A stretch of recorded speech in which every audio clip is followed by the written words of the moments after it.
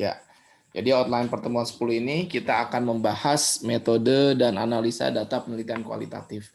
Jadi untuk yang kualitatif ini sangat bermanfaat, tapi kalau yang untuk penelitiannya data kuantitatif nanti ini pengetahuan juga ya. Kan kalian belajar metodologi penelitian nggak hanya fokus di satu metode, nah di beberapa metode.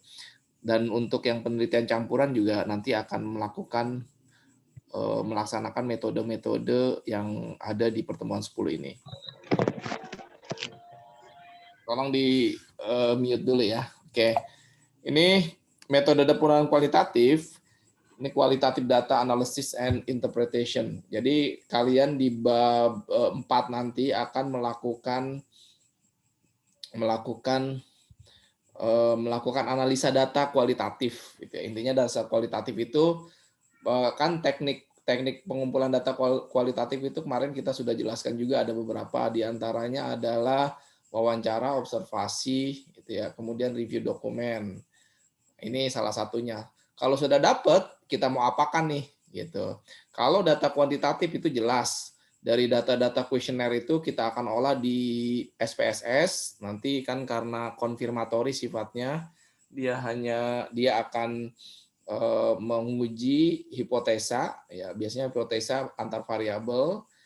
Uji hipotesanya itu nanti di SPSS itu akan ketahuan, misalnya pakai regresi berganda, bahwa apakah variabel X berpengaruh terhadap Y dari data-data tersebut. Ini yang dilakukan analisanya. Jadi analisanya menggunakan analisa statistik. Nah, kalau penelitian kualitatif ini kan tidak ada. Jadi sama tadi, kalau kuantitatif itu pakai kuesioner, biasanya kuesioner atau data sekunder yang diolah data-datanya ya. Data sekunder itu bisa laporan keuangan, angka-angka itu, atau kuesioner bisa skala Likert dan sebagainya. Ini kita olah nih nanti. Nah, kalau penelitian kualitatif ini data-data itu ya tadi dari wawancara, observasi ataupun review dokumen. Bagaimana caranya? Karena dia kualitatif, nggak ada angka-angka, dia harus kita lakukan dengan metode tertentu, tidak bisa dengan SPSS.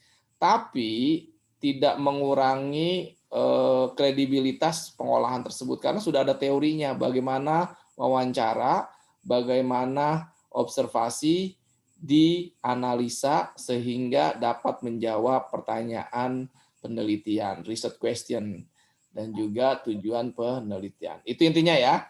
Ini sangat penting nih, karena kalau saya lihat di beberapa penelitian kualitatif yang dilaksanakan mahasiswa ini tiba-tiba aja ada hasilnya.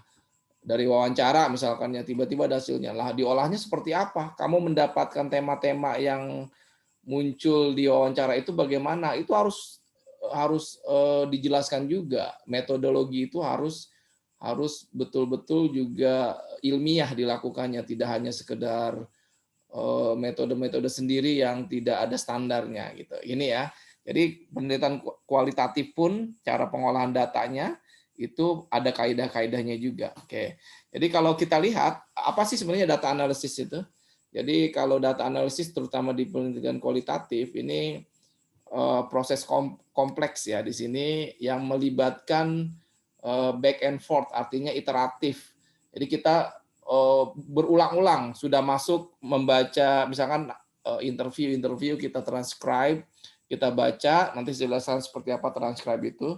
Kita baca, kita coding, balik lagi, kita baca lagi, coding, baca lagi, tema, kemudian interpretasi dan sebagainya. Itu jadi bulak-balik gitu ya. Dan ini intinya adalah bagaimana proses dalam membuat data-data tadi bermanfaat gitu, mempunyai makna arti. Gitu ya. Jadi data-data itu dapat menjawab research question, kemudian mempunyai arti, tidak sekedar wawancara terus tidak memiliki koherensi bagaimana menjawab research question atau tujuan penelitian kita gitu. Oke ya, nih. Terus ini ya, ada empat proses ya, 4 hal yang perlu dilakukan ketika kita memproses analisa penelitian kualitatif. Yang pertama, describe the data clearly. Ini artinya data itu harus dideskripsikan secara jelas. Kemudian nanti kita mengidentifikasikan tipikal atau atypical dari data-data tersebut. Mana sebenarnya data-data yang sama, sebangun, setema, mana yang tidak, mana yang tambahan, mana yang pokok. Ini harus dijelaskan. Kemudian bring to light differences. Ini maksudnya kita meng-highlight lah di situ, meng-highlight mana ada perbedaan, hubungan-hubungan antar data, pattern-pattern, tema-tema, coding-coding. Nah, ini perlu diidentifikasi gitu ya. Dan yang terakhir adalah ya ini yang paling penting, menjawab pertanyaan penelitian atau hipotesa. Ini kalau penelitiannya sebenarnya kuantitatif. Ini ya gunanya proses analisa. Nah, ini proses kalau kualitatif, analisa data kualitatif. Jadi dari bawah ini iteratif ya, bolak-balik tadi saya bilang back and forth. Ini pertama ya kita tadi kan collect data nih. Collect data melalui tadi wawancara. Wawancara hasilnya apa? Transcription. Transcription itu adalah teks. Jadi kalian kan kalau wawancara itu direkam. Biasanya harusnya direkam. Direkam itu kan voice. Voice nanti kita bentuk words. Kita jadi apa yang diungkapkan itu kita tulis secara verbatim. Biasanya verbatim itu betul-betul apa yang diucapkan oleh interviewee kita itu kita tulis, bahkan dia batuk, dia berdahem, dia menguap misalkan ya, itu ditulis di situ. Itu yang namanya transcription. 2020. Transcribe data yang ada di hasil wawancara. Kemudian ada juga observasi. Jadi observasi itu ada field notes-nya. Nanti saya tampilkan data observasi ya. Ini harus kelihatan kapan observasinya, apa yang diobservasi, siapa observasi, bahkan runut kronologis jam-jamnya juga akan kelihatan. Nah, dari sinilah nanti kita prepare datanya itu. Kemudian kita membaca berulang-ulang nih, membaca berulang-ulang, dibuatkan kode, tema, baru nanti dideskripsikan. Ini berulang-ulang, jadi secara simultan, bolak-balik, secara simultan, bolak-balik. Inilah data-data kualitatif yang memang perlu kita analisa prosesnya. Jadi bolak-balik nggak bisa sequence satu proses selesai kita proses selanjutnya nggak balik lagi, bukan ya, sequence nggak seperti itu, tapi iteratif bolak-balik gitu. Ini ya. Nah, metode data analisis kualitatif ini ada banyak sebenarnya, dan yang ini saya ambil yang paling banyak dipakai ya. Ada kualitatif content analysis, thematic analysis, critical discourse analysis, dan narrative analysis. Nah, ini enggak semua, tapi saya akan jelaskan dua. Ini yang saya pernah pakai untuk analisa data penelitian saya adalah konten dan tematik. Gitu. Jadi konten analisis adalah tadi ya, bagaimana kita menganalisa data dari isinya. Gitu. Ini saya akan berikan contoh ya. Jadi berikan contoh seperti ini. Jadi intinya adalah dari data-data tersebut, baik kualitatif ataupun kuantitatif, kita lihat isinya. Isinya apa? Isinya kita identifikasikan, kita kuantifikasikan, bahkan makanya konten analisis juga bisa dipakai di penelitian kuantitatif sebenarnya. Nah, ini tema-tema yang muncul itulah nanti yang akan kita munculkan sebagai satu jawaban terhadap riset question kita. Gitu. Ini saya kasih contoh ya. Tolong di mute dulu. Nah, ini saya kasih contoh.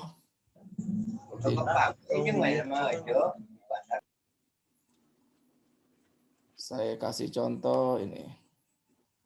Saya share screen dulu ya.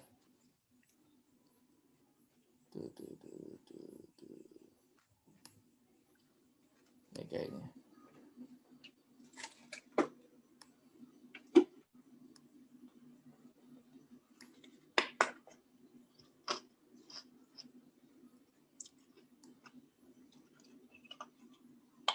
Kelihatan.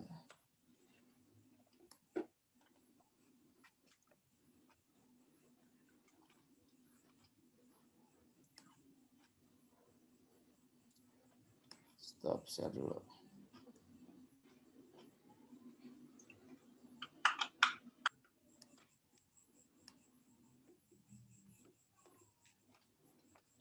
Nggak kelihatan ya. Bentar nih, terlalu banyak file nih. Saya buka dulu ini kayaknya. Ya, ini ya. Ini kelihatan nggak? Rachel, tolong di mute, Rachel.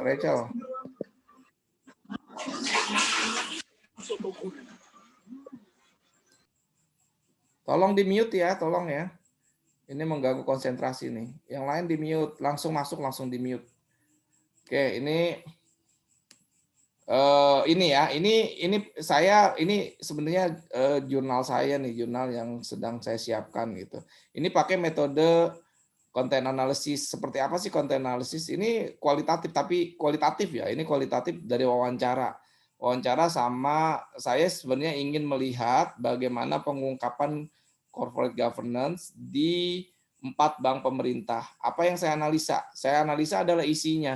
Jadi yang saya analisa apakah annual report itu mengandung hal-hal ini nih.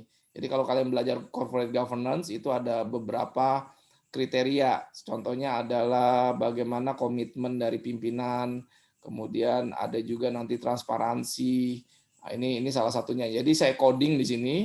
Saya coding contohnya ini. Jadi saya mau melihat level of disclosure. Ini level dari pengungkapannya di salah satu indeks dari salah satu indeks ini ya. Nah, jadi saya lihat aja, saya ambil laporan annual report dari Bank Mandiri, kemudian Bank BRI, Bank BNI, dan BTN. Nah, apakah ada misalkan kalimat-kalimat yang menunjukkan terkait dengan self assessment system. Nah, jadi kalau satu ini ada kalimat yang dijelaskan di annual report itu yang sifatnya hanya penjelasan. Nomor 2 ini penjelasan dikasih angka, 3 penjelasan. Nomor 5 ini yang paling bagus, dikasih keterangan, penjelasan dan sebagainya. Makanya saya lihat di sini, oh ternyata ada 5 paragraf yang mengungkapkan GCG di level 2. Level 2 itu artinya penjelasan tetapi hanya ditambahkan dengan angka-angka gitu. Nah, ini saya total jadi 31, 26, 29, 34. Nah, itu.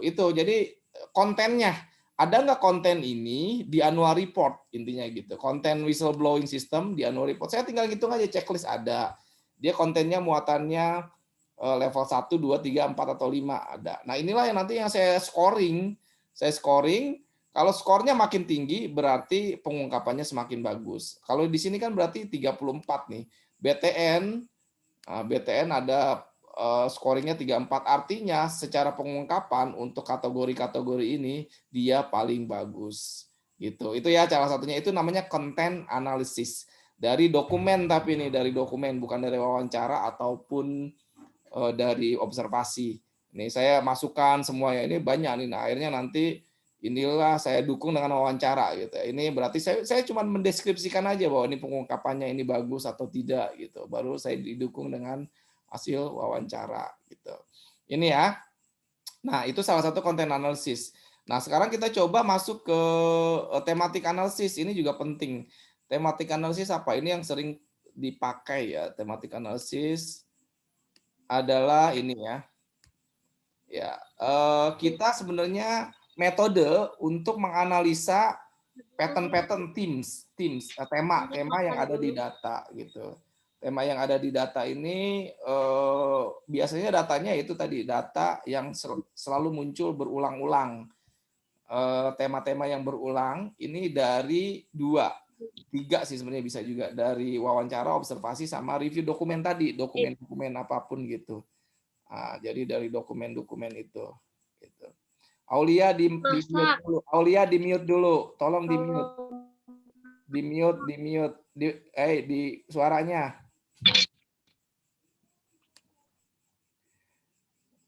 Oke, terus ya ini saya kasih contoh aja lah ya, biar cepat ya. Ini contohnya apa? Wawancara ya. Jadi wawancara nih seperti ini, wawancara dengan fokus grup. Ini ada saya wawancara. Wawancara ini saya ambil, sudah selesai. Nah, ini wawancara saya ambil, ini salah satu orang nih. Ini saya perbatimkan orang ini saya wawancara, saya rekam, baru setelah itu saya transcribe. Ini namanya transcription ya. Transcription, I-nya interviewer, ini saya nih. R-nya itu responden, orang yang saya wawancara. Ini sama semua. Jadi bahkan dia, ini saya tulis ya, kalau saya rasakan biasa saja gitu. Nah, jawaban dia begitu. Itu semua semua yang dia ungkapkan itu akan saya catat. Itu yang namanya verbatim. Nggak apa-apa tulis semua. Ini karena wawancara singkat, ada yang wawancaranya sampai 30 halaman gitu. Nah, ini yang pertama yang saya lakukan adalah coding dulu gitu. Saya coding dulu. Nah, coding ini nanti saya jelaskan ya. Coding ini saya jelaskan, ini codingnya nih. Oh, berarti ini ada selalu berulang nih, the good impact contribution of audit findings. Ini yang merah-merah ini selalu dia ngomongnya seperti itu. Saya coding 1 2 kodenya. 2 1, oh di sini dia berbicara masalah kompetensi auditor dan experience. Nah, ini banyak nih ada di sini coding. Saya coding 4 2 1 nih ada banyak ini yang warnanya kuning dia bicara masalah lack of kompetensi, kompetensi yang kurang, ada knowledge yang perlu diupdate gitu. Ini ada yang merah saya coding 3 15 ini bad communication. Gitu. Ini coding-coding ini yang saya ambil nanti saya bikin coding-codingnya ini sendiri, tema-temanya. Jadi wawancaranya saya ada 50, semua saya ginikan gitu. Ini muncul yang mana? Kalau ini kan belum ada nih ya coding-codingnya. Itulah nanti yang saya lakukan. Jadi wawancara itu saya coding juga. Makanya repot kan kalau penelitian kualitatif itu. Nah, bagaimana saya menentukan coding? Nah, saya menentukan codingnya ini dari sini. Nah, coding itu tadi yang saya bilang bahwa ini recurring ya, recurring ya. Di mana ya? Bukan di Words ya.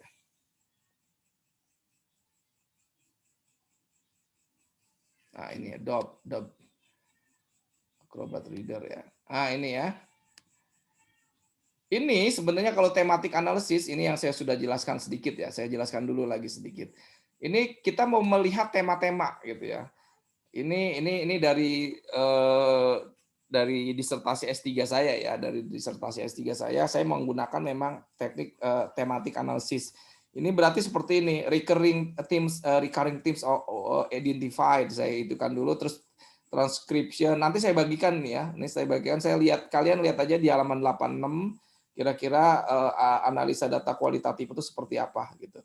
Nah, ini contohnya gini coding. Nah, ini saya bikin coding tema tadi reduce audit quality behavior. Saya dapat dari mana nih coding-coding ini? Coding-coding ini saya dapat dari literatur review, dari research question saya, dari wawancara yang tadi saya baca sekilas dulu. Jadi semua 50 itu saya baca dulu sekilas. Oh ini kok muncul, ini kok muncul. Ah, ini berarti ada yang saya coding. Saya coding. Jadi yang muncul selalu pertanyaan jawabannya itu adalah reduce audit quality behavior. Saya jadikan kode 1. Kemudian apa terkait dengan RAQB ini? Ada premature sign off, ada superficial audit supervision, ada reduction of items in tested sample. Nah, ini berarti saya yang muncul ini saya kode. Berarti nanti kalau ada wawancara itu yang menyebutkan itu saya kasih tanda 12, 13, 14 di kolom transcription tadi. Nah, ini ada lagi audit control. Ini kok orang selalu ngomong tentang review proses. Ada review proses in place. Nah, ini selalu nanti saya coding, oh ini berarti saya jadikan salah satu tema. Makanya tematik analisis. Temanya banyak sampai saya dapat coding ini. Dan coding ini harus selaras dengan pertanyaan penelitian saya. Kalau yang tidak berhubungan, ya saya delete aja gitu ya, saya nggak masukkan maksudnya gitu. Setelah saya coding, saya tadi labeling tadi. Nah, ini yang masih kodenya ya, kodenya. Jadi siapa informan profilnya, siapa yang saya wawancara, data interviewnya seperti apa, date tanggalnya, kemudian interview transcription. Nah, ini tadi interview bertanya apa, dijawab apa. Nah, dari sini saya menganalisa. Tadi saya sudah bikin kode-kodenya, coding-codingnya. 1 3 berarti kalau dia bicara terkait dengan supervision, audit supervision, saya masukkan 1 3. Kalau dia berbicara 4 5 ini tentang maintaining audit quality, dia saya coding di 45. Nah, jadi saya baca lagi nih, makanya capek banget sebenarnya. Transcription aja saya nggak kuat sendiri. Saya nyewa orang, saya bayar untuk memindahkan transcribe suara ke teks, gitu. Suara ke teks. Nah, ini saya bayar orang nih. Saya waktu jutaan lah untuk nyewa-nyewa seperti ini karena nggak ada waktu saya untuk banyak capek gitu ya. Nah, setelah di coding baru nanti ada, nah ini coding untuk wawancara ya. Coding untuk observasi juga ada. Jadi saya melakukan observasi ke tim audit, saya datengin, saya ikut tuh. Saya ikut selama beberapa bulan itu, dia meriksa, saya bikin catatan. Saya bikin catatan kayak notes gitu ya. Ini deskripsi note, field notes ya namanya. Observational field note. Nah, ini saya masukkan nih. Jadi saya misalkan seperti ini, observation information. Hari pertama saya mengobservasi tim audit 1 tanggal 16 Januari jam 8 sampai jam 16. 8 hours, bayangkan 36 menit. Tempatnya di mana? Di tempat auditis office, tempat kantor dia memeriksa. Berapa auditor? Ada 3 team members. Siapa aja timnya? Nah, saya tulis di sini, tapi langsung saya terjemahkan dalam bahasa Inggris ya. Deskripsi lokasinya, settingnya. Nah, ini dia apa saja yang terjadi di situ ya. Berarti misalkan 8.07 nih ada auditor yang sudah masuk datang, 8.47 ada yang keluar dia ikut meeting. Ini sampai jam 16 saya amati gitu. Nah, reflective thought-nya ini adalah kesimpulan saya.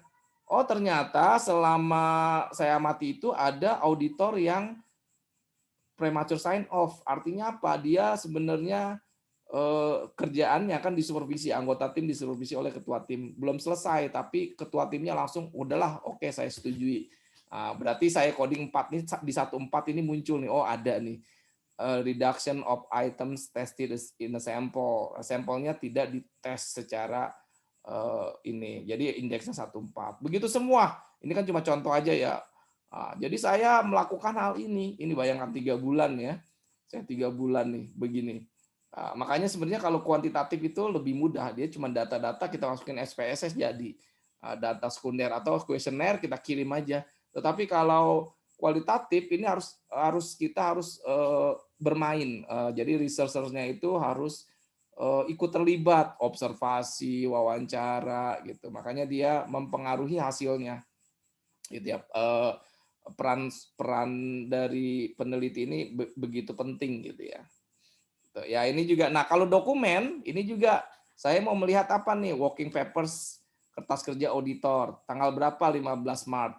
Isinya apa? Ini apa yang saya review. Ternyata ada di indeks 13 nih. Oh, ternyata ada yang premature sign off di 13 ini, berarti saya masukkan indeksnya. Gitu. Sampai nanti saya memasukkan namanya thematic chart matrix.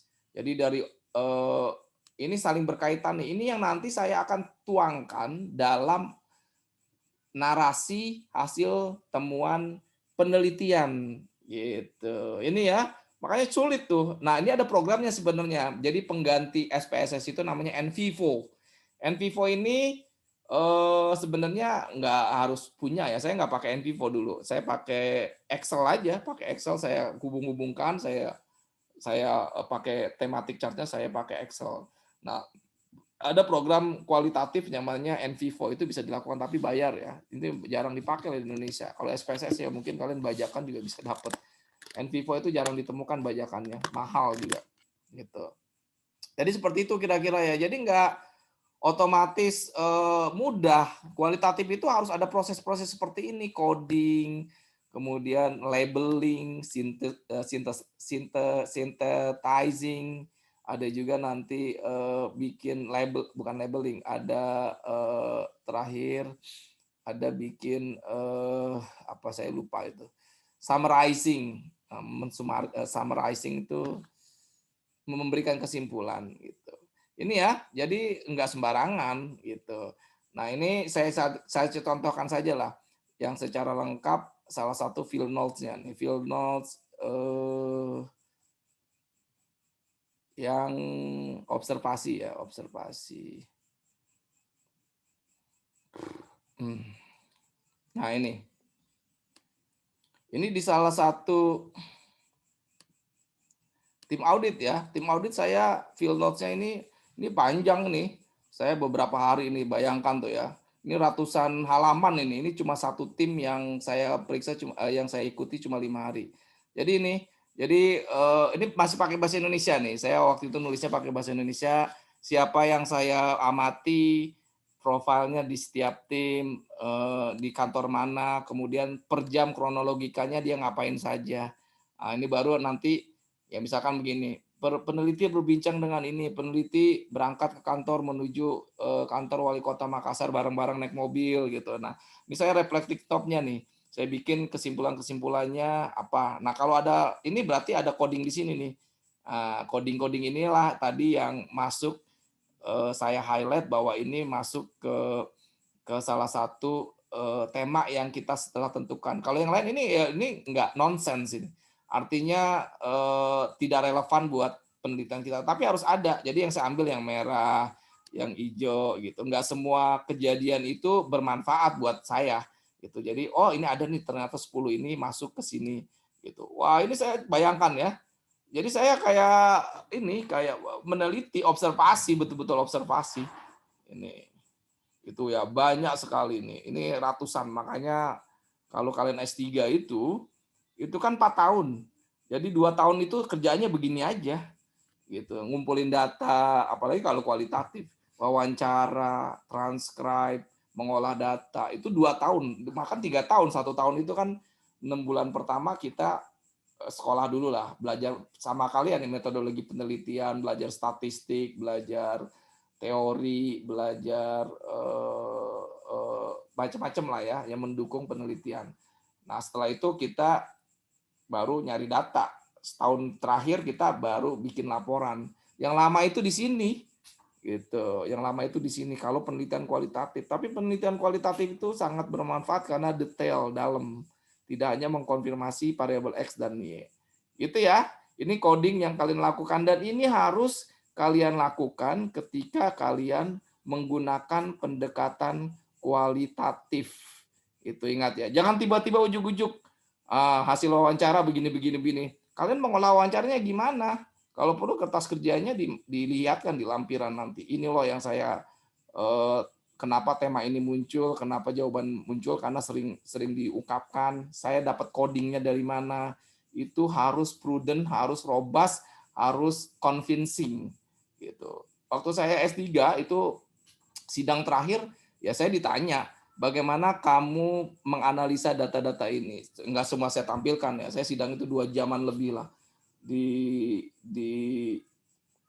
Diuji oleh Profesor Stuart Turley. Itu kalau di Inggris terkenal lah. Kalau kalian di bidang audit, Profesor Stuart Turley itu memang orang yang sangat terkemuka di auditingnya. Sama Humphrey. Nah ini 2 orang kebetulan yang nguji saya waktu itu eksternalnya Turley ya, dia nanya, ini kamu dari mana dapatnya ini yang harus kita pertahankan gitu. Jadi kalau ternyata kita nggak bisa menunjukkan, tiba-tiba muncul kesimpulan, bisa jadi kita nggak lulus tuh. Kita harus tahu bahwa ini loh saya dapat jawaban ini dari proses wawancara, observational note, saya kasih coding, muncul ini. Berarti nggak sembarangan yang merah-merah ini saya tunjukkan ke dia. Oh ini loh saya ini. Oh dia percaya bahwa memang ini penelitian kualitatifnya dilakukan secara ilmiah gitu ya, tidak sekedar diam-diam saja, tidak sekedar tiba-tiba munculan gitu. Ada kertas kerja yang mendukung itu. Makanya tadi saya bilang kalau kalian kualitatif nanti tunjukkan bahwa memang kalian mendapatkan kesimpulan dari pertanyaan penelitian itu berdasarkan metodologi analisa data yang ilmiah, yang betul-betul ada didukung oleh kertas kerjanya. Itu ya. Gitu. Jadi nggak sembarangan.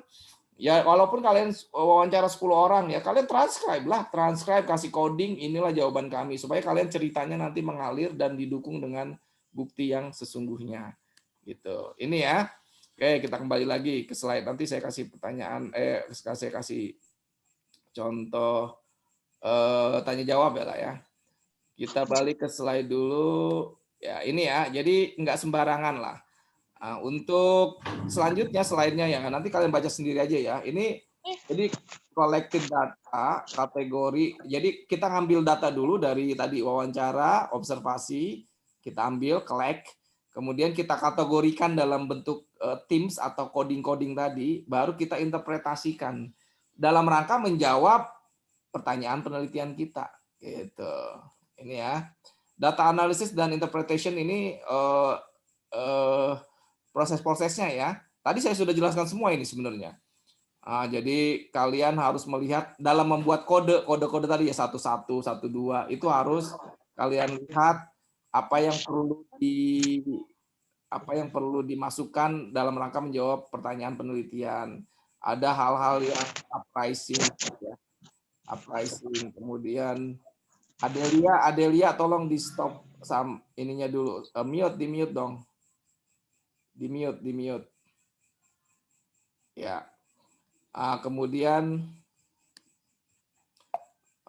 tuh jadi saya hilang konsentrasinya kalau seperti itu. Banyak di sini kode dari bagaimana saya melakukan analisa perencanaan gitu ya. Ini ada semua. Nanti intinya adalah tadi yang saya jelaskan tadi. Nah, ini sama ya. Tema-tema yang muncul tuh apa sebelum di coding gitu. Ini coding itu ada beberapa cara, ada namanya open coding, actual coding sama clustering.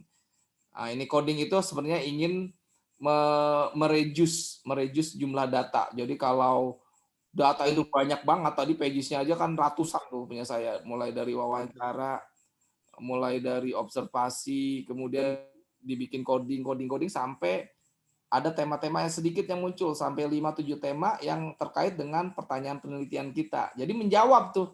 Kita pisahkan yang nggak relevan, kita keluarkan aja.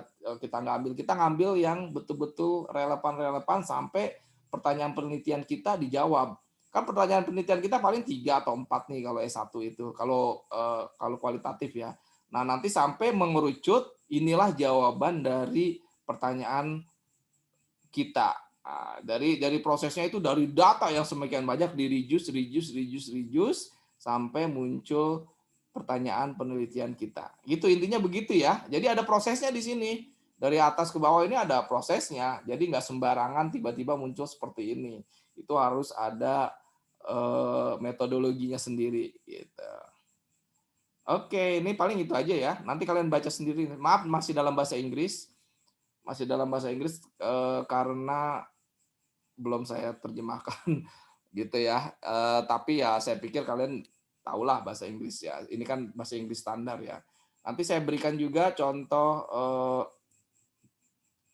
data saya, data penelitian tadi jurnal dengan satu lagi skripsi. Nah, kalau kalian nanti pakai pendekatan kualitatif tidak menggunakan hal ini, saya anggap kurang bagus. Nah, mungkin saya nggak bisa memberikan A gitu ya. Nah, teman-teman yang sudah menggunakan kualitatif ya gitu. Nah, ini jadi kualitatif itu bukan berarti mudah ya. Kalian harus menjelaskan rencana-rencana mau ngapain nih.